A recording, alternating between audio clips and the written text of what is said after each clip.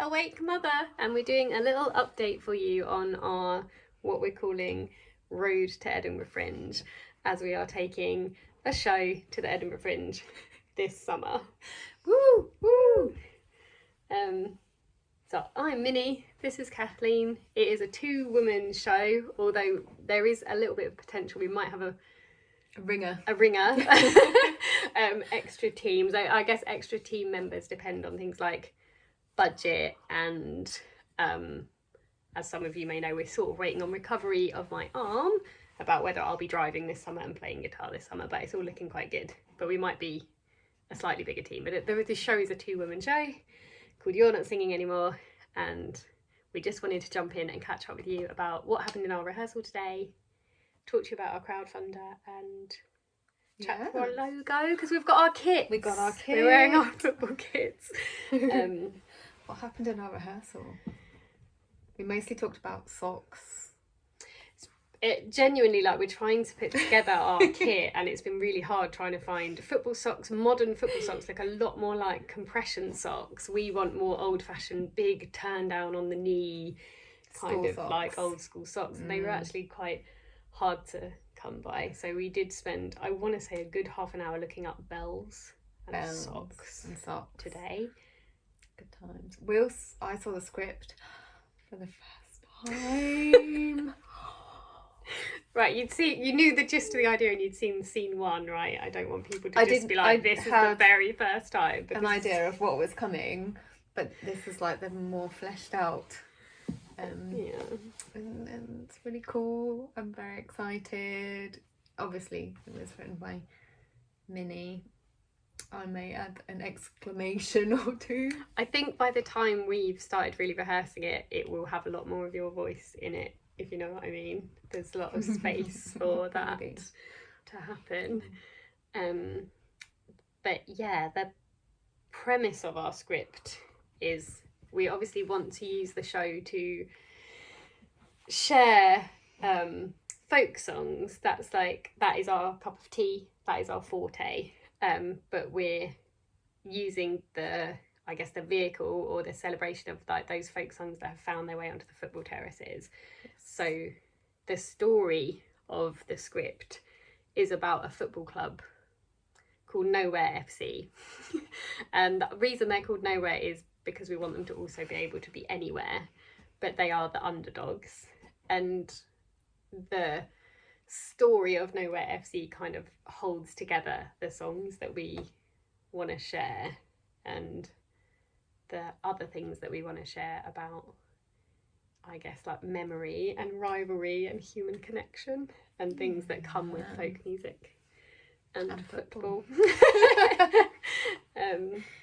So yeah, we pretty much just read through the script today, which was really nice. Felt like it was coming to life. Yeah, it was exciting. Already had ideas for like, well, that might not work or this might not work. Working on some faces I might use. Can you share? Kathy's already put in there's going to be one of those. I feel like you bring the Gilbert and Sullivan to life. To the whole thing. You bring the like dram. Yeah, which is what is really nice about having you, like the willingness to just put on a football kit. Because we're blending folk and football, we'll show you a bit more of our costumes, and we've hopefully got our photo shoot for getting the posters and stuff soon, but they are more, it's a blended football kit, shall we say, that has more of a nod towards some folk tradition of folk costume. You mean they don't normally wear bells? Don't normally wear rings on their fingers and bells on their toes. No, not on the football pitch. It'd be confusing. More's the pity, I'd say. Maybe they'll think about it when they've seen our show. They've seen us with our little bells and ribbons hanging off of us, hanging off our football socks. They'll be, good to go. Is there anything else we wanted to talk about? The big thing for this update really is to say that the updates are hopefully we'll get more and more. Like, we want to be able to share with you. We appreciate that a lot of people who watch this might not actually make it to the show because we're not like promoting a tour, which is kind of weird, like to put loads of promo effort obviously we're doing like 2 weeks of the show, but we're in one place, so it's a really different way of doing PR, because we're like out there promoting it, but it is like you're either in Edinburgh this summer or you're not. But we are doing a hometown preview, hometown-ish. Neither of us live in Watford, but we're Watford adjacent, in Watford as part of their Fringe, so we want to be promoting those, and we also super want to promote our crowdfunder, because it is like a privilege and a dream to go to Edinburgh, but it is really expensive to do, and I did want to. I've got in this little notebook, I think it's this notebook, names of the people who have crowd pledged stuff so far, because I wanted to give them all a thank you, if that is all right. If you read them out, I'll do a little. And it might be that since I made this list, more people have added, because I keep getting little emails, which is just like nuts. So look, all these names already. Yeah, I should also give a really big shout out. I hope they won't mind me saying this, actually, because they're quite humble people, but to my good friends Ali and Colin, who I had to pay some venue stuff a little bit earlier, and they actually loaned me their personal money so I could pay some stuff. So now that our crowdfunders, you are technically paying for our venue, but you're first paying those lovely men who helped me out. So yeah, one of the big things to pay off that we really needed was our venue, and we have done that now, which is incredible, so thank you so much. We've also got football kits, which is really cool, and we've also paid for our accommodation. Luckily, we are both camper van owners, so actually we've booked an official campsite, but staying at the Fringe is probably costing us a third of what it is costing other artists. So the money for the pledge that we're our crowdfunder now would be, obviously a lot of that came out of our own personal money, so it would be helpful to accrue a bit of that back, but obviously this is a dream we're invested in, but it will go towards things like paying our ringer so we can have somebody there to help us, getting us there petrol wise, travel wise, feeding us while we're there, but also like PR stuff, so we need to get posters printed, flyers printed, get some people along, hopefully. Get some people along to review it. We do have to pay some public liability insurance. We've got to pay for a sound tech session. We've got bells, socks. We've got to pay for a photographer to help us take the photos, to make the posters. I've got this whole list of things, and it can get really expensive, and we've put our crowdfunder goal at the highest thing, because there's some things that I really want. I would really love, as we say, it's only if you're going to be in Edinburgh that you see it. I'd love to film it. I'd love to get somebody to capture one of the shows. Obviously that has a cost implication, or we'd love to get an audio recording so we can share the music, blah blah blah. So it all adds up. I'm waffling a little bit now, but I just want to give a quick shout out to my good friend Matt of Firebird Union. We did a song together called Every Book, which you can check out. Rob, John, Aid, these are people who were all part of the making of the original You're Not Singing Anymore record. Our really good friends Ellie, Matt, John Quill, Tony, John, Marcus, Chris, Helen, Stewart, Dee, Richard, Michael, Charlotte, Tom, my mum and dad who did a big donation, and all these people are from different parts of our life, work colleagues, friends, people we've made music with. Charlotte Webster is someone I made music with when I was much younger. Tom Mayhew contributed, he's a comedian who's taking his show. The first person who crowdfunded us, who got in there first and donated some money, is Laura Kidd of Pen Friend, and She Makes War, who not only am I a big fan of, but I saw her Edinburgh Fringe show, and I think that is one of the things that made me be I want to take a show there, and that's the first person. Nice. I want to say her show was called Shit Girlfriend. I mean that was the theme, I think that was the title, and it was really good, and it was music and storytelling, and literally that's the first person who donated, and I felt that was a thing of the universe. But yeah, so many of these people you'll recognise names are people who have put us on at gigs and just turn up time and again to support us. So, and I'm sorry if I miss people, I haven't updated this in a little while, so there's actually been quite a few. We can do another round, hopefully. Yeah, pop up. Yeah. So sorry, I'm dominating the waffle. No, your waffle is excellent. I'm content to applaud lightly over your waffle. Kathy's brilliant because she's just so open-hearted to everything. Like, if you jump onto our social medias today, I haven't dropped it on Facebook yet, but if you go to the Awake Mother or Mini Birch Instagram, you will see I did a kit reveal today. And I put Kathy in it, and I just want you to, if you know her, you will already know that that is just not her cup of tea. Like, she is like, my grandpa uses social media more frequently like than your grandpa.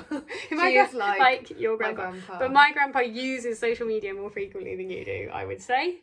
I mean, that's silly because some people's grandpas use it a lot, but mine doesn't. She uses it, doesn't use it very often. It's more the shorts than the social media that I'm slightly uncomfortable with, to be honest. So we ordered our football kits, and gosh, this is going to be a long one, but if you're watching this far, thank you. We ordered these football kits, and I think the issue is because we've gone with women's one. They've obviously got like quite a women's fit to them. Because I ordered one, and I think any football kit I've worn in real life has always been like quite boxy, big fit. But I still ordered one. I ordered a couple of sizes, and I ordered one size. This is my big baggy size. Like, they're quite small, like for football kits. And the shorts are similar. So Kathy's shorts, I think, almost look like football shorts. Mine are hot pants, so I will probably be getting Mine look like football shorts, like when you're at school and you're going to grow out of them, so your mum doesn't really want to get a new pair until they're literally like... You can wear those till the end of term. The other kids aren't going to be mean. Mine would have got me a detention. They're very tight.